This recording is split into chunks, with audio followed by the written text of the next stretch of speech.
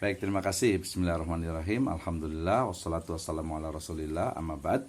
Kita lanjutkan di kaidah asasiyah atau kaidah fiqhiyah asasiyah yang ketiga, yaitu kaidah terkait dengan apa? Al-masyaqqah tajlibu taisir, ya. Kesukaran atau kesulitan itu dapat mendatangkan atau menarik kepada kemudahan, ya. Al-masyaqqah tajlibu taisir, ya.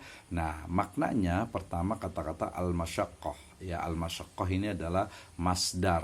Masdar ini kalau dalam grammar bahasa Arab itu dia adalah sebenarnya dia isim, ya, tetapi isim yang dibentuk dari fiil. Jadi kata benda yang dibentuk dari kata kerja. Ada juga menyebutkannya masdar itu adalah sumber atau asal dari kata kerja, tapi dia itu adalah isim masdar yang artinya al-masyaqqatu, ya. Al-masyaqqatu atau masyaqqatun ini berasal dari kata syak, ya, yang bermakna as-su'ubah, ya, as-su'ubah yaitu so'ab, ya, so'ab, sulit, sukar, ya, sulit, sukar, kepayahan dan kelelahan, difficult sekali, ya, in English, ya. Jadi syak, ya.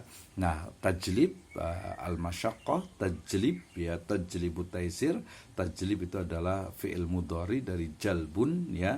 Jalbun itu juga dalam masdar yang bermakna hadarahu wa bihi ja, yaitu mendatangkan dan menghadirkan. Hadarahu wa bihi jaa, jadi mendatangkan dan menghadirkan, memunculkan, mengakibatkan, sama lah, ya.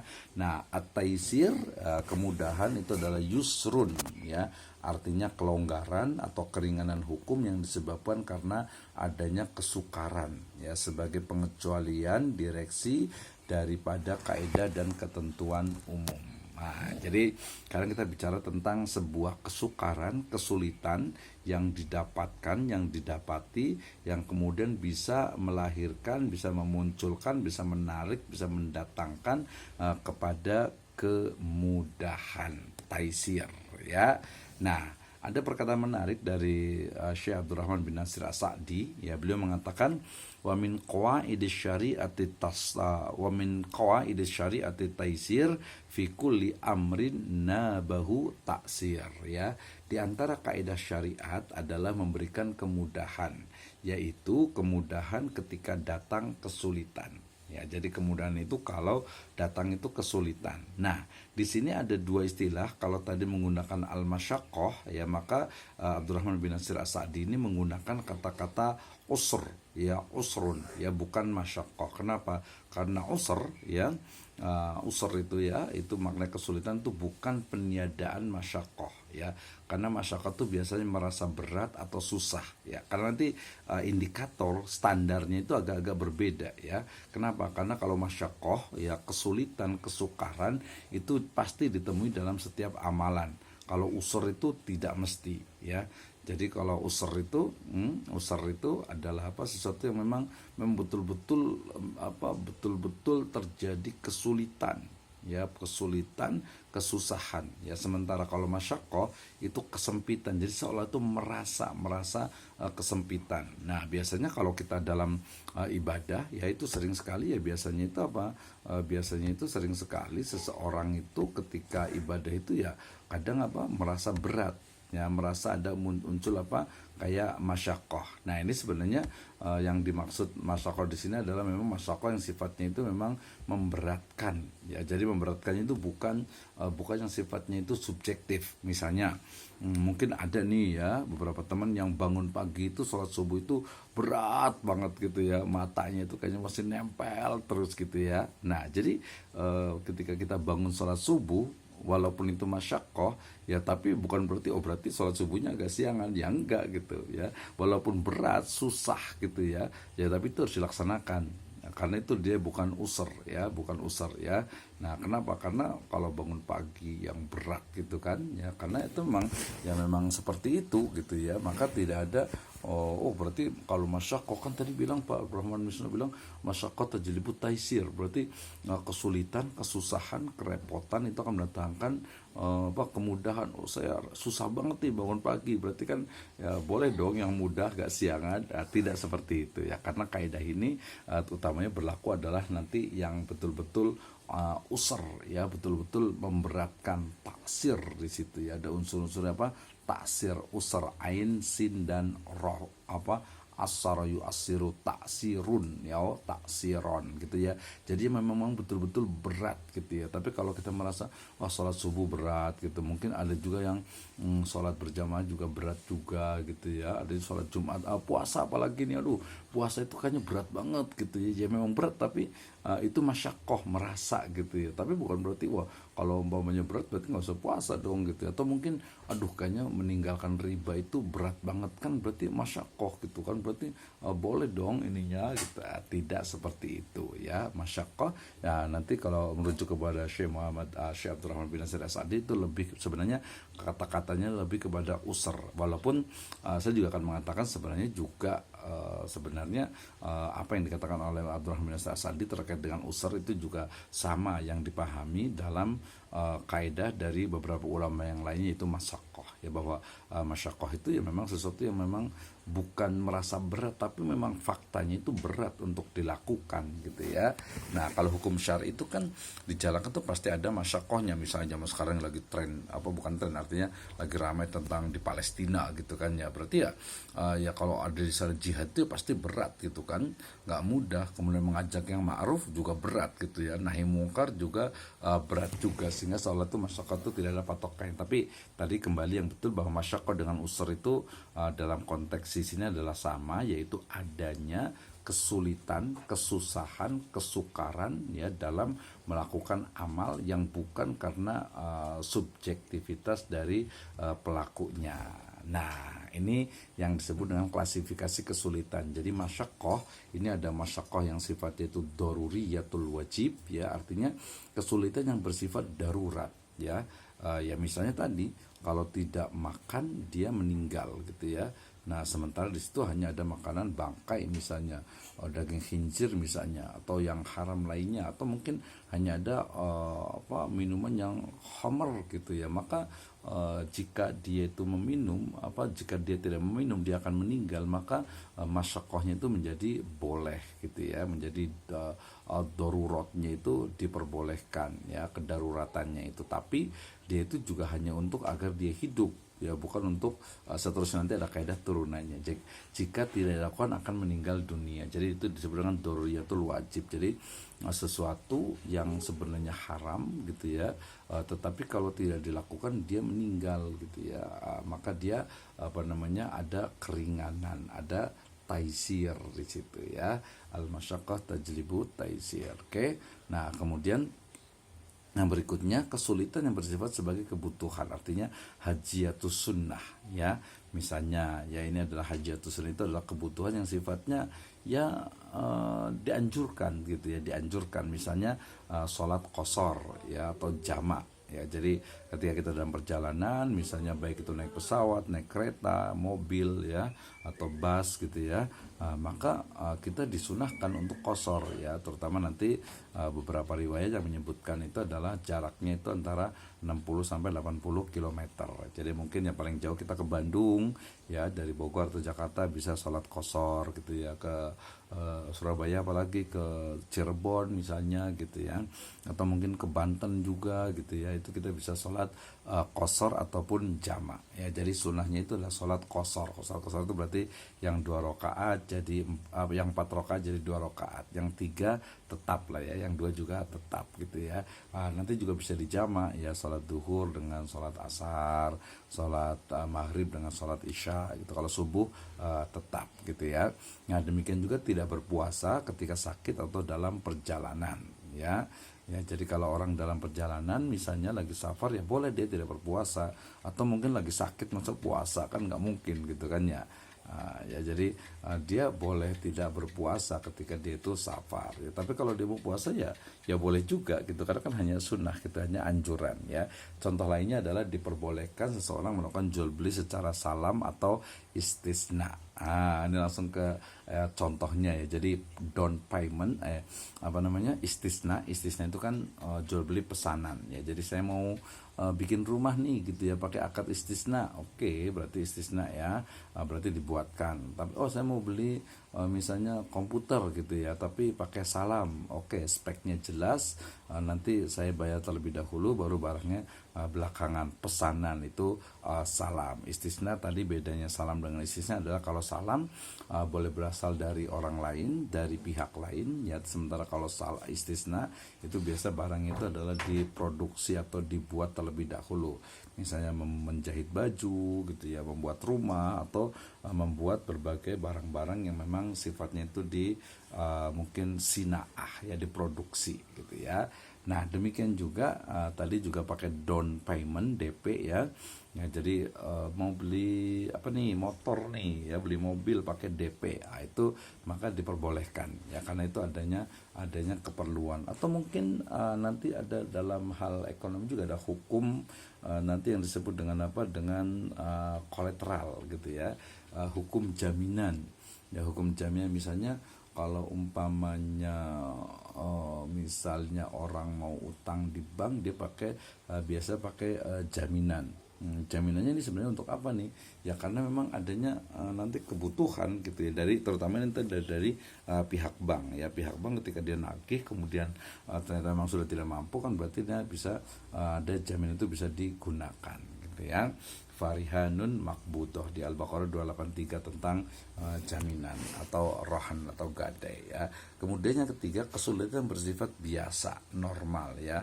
Jadi ini yang tadi yang disebut dengan masyaqqah menurut Abdurrahman bin Nasir As-Sa'di ya. Tapi ini sebenarnya masyaqqah atau kesulitan yang sifatnya itu ya umum, normal. Lapar ketika puasa kan wajar gitu, namanya juga puasa ya lapar, nggak mungkin lah kalau orang yang puasa nggak lapar. Itu sebenarnya ya mungkin bisa dikatakan 90% bohong gitu, namanya nggak makan ya lapar gitu ya. Atau lelah ketika belajar, wah ini kan belajar dari pagi nih ya, dari jam 7.10 sampai 9.40, belum nanti lanjut lagi gitu ya. Jadi lelah ya wajar lah, namanya juga belajar ya, capek gitu ya.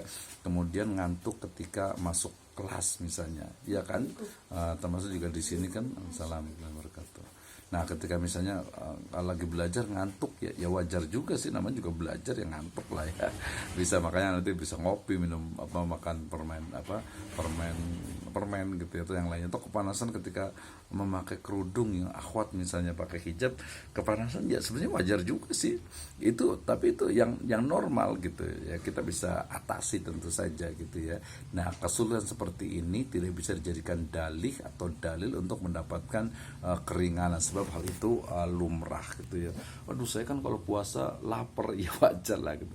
Ketika saya belajar kan lemes gitu, ngantuk, nggak semangat gitu. Atau mungkin yang akhwat, lupa kalau saya pakai hijab, pakai jilbab panas pak gitu, nggak enak gitu ya memang ada gitu ya, tapi kita harus atasi itu kesulitan yang sifatnya itu ya normal gitu. Saya hidup itu ya memang ya banyak yang kadang banyak nggak enaknya gitu. Kuliah aduh tiap hari gitu ya, atau mungkin aduh bayarannya belum juga mahal gitu ya, macam-macam lah gitu pokoknya. Tapi itu sifatnya yang normal yang harus kita atasi, sehingga kemudian al-masyaqqah di sini itu adalah al-masyaqqah yang sifatnya taksir gitu ya, yang memang betul-betul berat gitu, betul-betul sesuatu yang memang tidak abnormal gitu ya, sesuatu yang nggak biasa. Tapi kalau tadi yang biasa ya, yang lapar, capek, lelah, letoy gitu ya, lunglai, loyo gitu ya, dan yang lainnya ya gitu ya, harus dijalanin. Namanya hidup ya pasti butuh atau perlu pengorbanan gitu ya. Jadi nggak selamanya, apalagi nanti pesan moralnya adalah sering sekali ya sesuatu yang kita harapkan justru malah tidak terjadi, atau yang kita tidak harapkan itu malah terjadi gitu ya. Jadi nanti pesan moralnya sering sekali sesuatu yang kita harapkan ternyata tidak kunjung datang ya, tetapi sesuatu yang sangat kita harapkan, sangat tidak kita harapkan, tapi justru kita malah istilahnya itu malah datang gitu ya. Nah jawabannya adalah begitulah Allah Subhanahu wa taala dengan alam itu mengajarkan kita ya kita pengen cepet-cepet nih kuliah nih, ya buru-buru, ternyata motornya mogok, mobilnya mogok, atau mungkin macet ya, atau mungkin nunggu grabnya lama, nunggu keretanya juga lama gitu ya. Nah seperti itulah alam mengajarkan kita gitu ya. Kita pengen cepet-cepet nggak tahu jadi lama gitu ya. Kita pengen agar semuanya beres tapi ternyata nggak selesai. Itu yang membuat kita itu akan semakin dewasa. Demikian juga mungkin, aduh kita belajar udah maksimal gitu ya, tapi ternyata kok nilainya nggak bagus gitu ya. Ya seperti itu memang gitu ya. Dan itulah nanti pentingnya agama ya, bahwa dengan agama itu bisa menjawab dari berbagai persoalan yang ada ya, termasuk persoalan sehari-hari tadi misalnya ya. Mungkin ada beberapa yang merasa, aduh kenapa ya saya dilahirkan dari keluarga seperti ini, kenapa ya saya seperti ini, kenapa fisik saya seperti ini, kenapa muka saya seperti ini, kenapa tubuh saya begini, kenapa rambut saya begini. Itu ya. Jadi harus yakin bahwasanya laqad khalaqnal insana fi ahsani taqwim. Allah Subhanahu wa taala sudah menciptakan masing-masing kita itu dengan sempurna. Tinggal kita merawatnya gitu ya. Jadi jangan mungkin yang badannya agak gemuk, nggak seneng gemuk. Orang yang rambutnya keriting pengennya diluruskan, yang lurus pengen dikeritingin ya. Yang mukanya mungkin bulat pengennya yang mungkin lonjong kali ya. Yang lonjong pengennya bulat dan lain sebagainya. Manusia tidak akan pernah ada puasnya sampai hatta zurtumul maqabir, sampai masuk ke dalam kubur. Jadi pesan moralnya lagi-lagi adalah nikmati kehidupan Anda, karena kehidupan Anda itu adalah yang terbaik. Ketika sesuatu yang diharapkan tidak sesuai dengan apa yang kita harapkan, demikianlah Allah Subhanahu wa taala melalui alamnya mengajarkan kita tentang makna kesabaran dan juga kesyukuran. Oke, next kita lanjut ya. Itu pesan moralnya. Baik. Nah, sebab-sebab keringanan tadi ada sebab masyakoh ya, kesulitan. Nah, sebab-sebab keringanan itu biasanya adanya paksaan atau intimidasi ya. Ini juga ketika mungkin ya ada sesuatu yang mengakibatkan kita tuh dipaksa. Saya pernah dulu waktu SMA kalau nggak salah itu ya. Saya SMA jalan-jalan di Bekasi gitu kan ya. Biasa lewat pinggir jalan gitu, tiba-tiba tangan saya ditarik tuh, kemudian diolesi dengan kayak semacam krim untuk pemutih kalau nggak salah itu ya. Dan waktu itu karena saya masih SMA gitu kan, jadi agak takut gitu, dipaksa tuh sama si abang-abang itu, harus beli katanya, awas kalau nggak beli nih saya baru keluar dari penjara katanya gitu. Di situ berarti ada intimidasi, ada paksaan gitu ya, ada paksaan, sehingga kemudian ya sebenarnya jual belinya itu nggak sah. Berarti orang yang seperti itu menjualnya berarti ya haram ya, tidak boleh gitu ya. Jadi adanya unsur paksaan, intimidasi, berarti ada keringanan. Jadi ketika orang itu dipaksa misalnya nih ya, mungkin naudzubillah sih ya, misalnya ada yang dipaksa misalnya suruh nabung di bank riba misalnya gitu ya. Misalnya suruh investasi yang diharam maksa gitu ya, suruh ikut asuransi yang ada maisirnya misalnya, dipaksa nih sistem misalnya ya udah kita insya Allah lepas, kita tidak masuk ke dalam dosa di situ. Orang yang ikrah berarti ada paksaan, berarti orangnya adalah mukroh, orang yang dipaksa, atau mungkin nisyan ya. Allah Subhanahu wa taala melalui lisan Rasul SAW beliau bersabda bahwasanya al insan itu adalah mahalul khata wan nisyan ya. Manusia itu adalah tempatnya khata, lupa, dan juga khata itu kesalahan, dan juga nisyan, lupa ya. Jadi lupa yaitu lupa karena kewajiban, lupa karena larangan, mungkin lupa saya lupa nih nggak sholat gitu ya. Nah jadi ya segera sholat gitu ya, jangan lupa udahlah nanti lagi aja. Itu berarti salah gitu ya. Lupa kewajiban, lupa mungkin juga karena larangan nggak tahu, atau mungkin lupanya itu karena jahal, yang berikutnya ketidaktahuan atau bodoh, nggak tahu. Saya nggak tahu misalnya ketika ke Jepang jalan-jalan minum apa namanya itu, pokoknya minuman Jepang lah yang ternyata mengandung homer gitu ya. Nah itu berarti kan kita nggak tahu gitu ya. Atau mungkin ada juga cerita-cerita ketika ke yang deket aja lah ya, ke Singapura gitu, kita datang masuk ke warung Padang kemudian makan daging rendang gitu ya, ternyata itu adalah rendang khinzir misalnya, rendang babi misalnya, kan kita nggak tahu gitu ya. Maka itu ya jelas itu dimaafkan, tapi nggak kemudian pas masuk warung Padang di Singapura gitu ya, kemudian makan, wih enak banget dagingnya, terus dibilangin, Pak itu daging babi, ah nggak apa-apa, ah lanjut. Itu yang nggak boleh gitu ya, yang nggak boleh dilanjutkan. Kalau nggak tahu aja ya nggak apa-apa gitu ya, tapi kalau lanjut, wih enak juga deh, wah nggak boleh seperti itu ya. Sama juga Homer, atau mungkin tadi yang ke ini juga apa namanya, mungkin di gantian ya, kalau di Bunga Bank atau di Bursa Efek lah misalnya ya.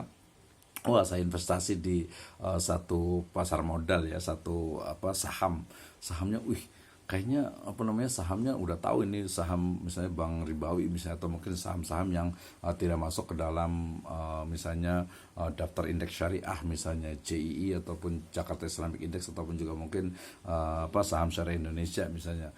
Pas kita beli terus, lumayan nih dapatnya nih apa namanya dividennya, atau mungkin nanti capital gainnya gitu ya. Wah lumayan juga, enak juga nih gitu. Apalagi kita tahu haram gitu, kita nggak kita awalnya nggak tahu gitu ya, pas dapat baca-baca, ternyata nggak boleh nih saham yang bukan syariah gitu ya. Tapi lihat, lumayan juga nih ininya apa namanya bunganya atau dividennya, lanjut itu yang nggak boleh gitu ya. Jadi ketidaktahuan yaitu tidak apa-apa, tapi kalau sudah tidak tahu kemudian tidak mau tahu, itu yang nggak boleh. Nah termasuk juga kesulitan dan bawa penyakit yang tidak bisa dihindari. Usar, di situ ada kesulitan, atau juga umumul balwa ya, jadi yang tidak bisa dihindari. Jadi wabah ya seperti kemarin COVID-19 gitu ya. Karena ada wabah itu kan otomatis banyak hal nih, nggak bisa sholat berjamaah, bahkan beberapa pekan itu tidak sholat tidak beberapa tahun ya, 2 tahun beberapa tahun ya, tidak juga sholat Jumat gitu kan. Nah itu ada sebab keringan karena adanya penyakit wabah gitu ya, kesulitan dan lain sebagainya. Di tengah lautan nggak bisa sholat Jumat ya, berarti ya nggak sholat Jumat di situ, berarti sholat duhur. Safar ya, bepergian juga sama juga ya. Kalau dalam bepergian kemudian sholatnya tadi kan boleh dikosor, puasanya boleh ditunda gitu ya. Yang wajib, atau mungkin lagi sakit marad ya, atau lagi sakit lah gitu. Sakit kan juga ada keringanan kurang akal, gila gitu ya, ODGJ ya, mabuk juga alhamdulillah ya. Kalau mabuk disengaja ini berarti lain gitu ya. Jadi kurang akal itu juga menjadi sebab keringanan. Oke. Nah kemudian berikutnya dasar kaedah seperti biasa. Jadi dalam Al-Quran juga disebutkan nih tentang al-masyaqqah tajlibut taisir dalam surat Al-Baqarah ayat 282 ya, di mana Allah Subhanahu wa taala berfirman, a'udzubillahi minasyaitonirrajim, bismillahirrahmanirrahim, la yukallifullahu nafsan illa wus'aha. Allah Subhanahu wa taala tidak membebani seseorang melainkan sesuai dengan kesanggupannya ya. Secara kaidah berarti ini menunjukkan bahwasanya Allah Subhanahu wa taala itu memberikan semacam syariat itu ya, Allah Subhanahu manusia itu pasti mampu untuk melaksanakannya. Ya, jadi beban yang diberikan Allah Subhanahu wa taala, kewajiban syariat kepada kita itu kita sanggup untuk melaksanakannya. Ini tafsir yang pertama. Tafsir motivasi yang kedua adalah terkait dengan bahwa tadi ya, lagi-lagi pesan moral, karena kemarin ingat sekali di